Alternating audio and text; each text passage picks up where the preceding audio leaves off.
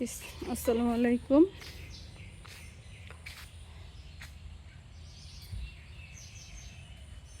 দেখেন, নতুন আর একটা ভিডিও নিয়ে এসে পড়লাম। এই মুরগিগুলা কি খাবার খাইছে? আকাশ অনেক মেঘলা, মনে হয় বৃষ্টি নামবো।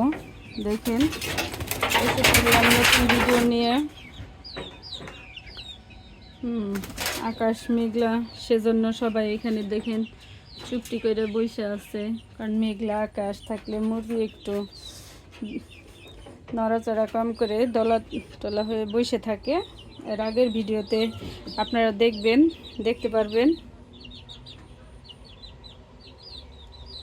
দেখেন আমার এই মুরগিটা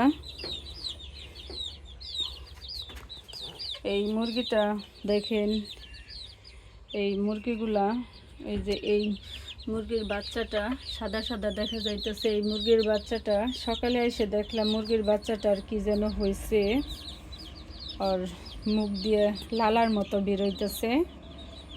এখন এই মুরগির বাচ্চাগুলার আপনার ভ্যাকসিন, ছোট বাচ্চাগুলোকে ভ্যাকসিন দেওয়া হয় নাই, কারণ ভ্যাকসিন পাওয়া যায় নাই। হসপিটালে গেছিলাম ভ্যাকসিনের জন্য,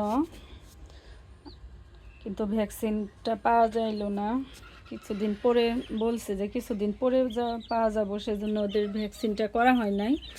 তো ওই ছোট বাচ্চাটি, ওই যে দেখেন সাদা ছোট বাচ্চাটি, ও সকাল থেকে কেমন যেন একটু নড়াচড়া কম করতেছে। দেখেন, আপনারা দেখতেই পারতেছেন। সেজন্য ভাবলাম যে এরা তো ছোট, যেহেতু ওদের অন্য কিছু হয়ে যাব। যদি কিছু হয়ে যায়, দেখেন ঝিমাইতেছে। ও অন্য বাচ্চাদের মতো না, ওর মোটেই আলাদা হয়ে গেছে। সেজন্য ওকে একটু করে দিলাম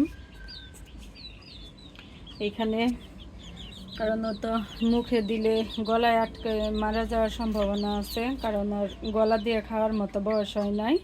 সেজন্য এইখানে আদা, পেঁয়াজ, রসুন একসাথে করে বেটে, এই যে দেখেন পানির ভিতরে আদা, পেঁয়াজ, রসুন, কালি জিরা, সব রসুনের খোসাগুলা ফেলে দিবেন, কারণ গলায় যদি আটকে যায়।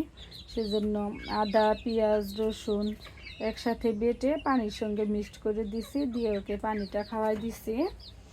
সকাল থেকে মাশাআল্লাহ একটু সকালে বেশি ছিল, এখন একটু কমছে। পরবর্তী আপডেট আপনাদের দিব যে বাচ্চাটার কি হয়। আর এইখানে একটু লেবু যদি থাকে, লেবুর রস একটু চিপে দিবেন, কারণ আমি একটু লেবুর রসও এখানে দিয়ে দিছি। লেবুর রসও দিয়ে দিছি।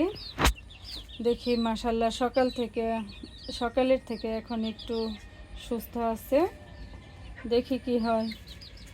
যেহেতু ভ্যাকসিনটা পাওয়া না গেলে তো আর কিছু করার নাই। সেজন্য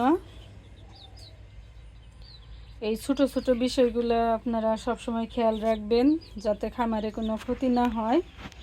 আমার এই টিপসগুলো যদি আপনাদের ভালো লাগে, অবশ্যই লাইক, কমেন্ট, শেয়ার করে আমাদের পাশে থাকবেন। আমাদের চ্যানেলটি সাবস্ক্রাইব করে দিবেন, পেজটি ফলো দিয়ে দিবেন, বেশি বেশি কমেন্টস করবেন আর দোয়া করবেন আমাদের জন্য।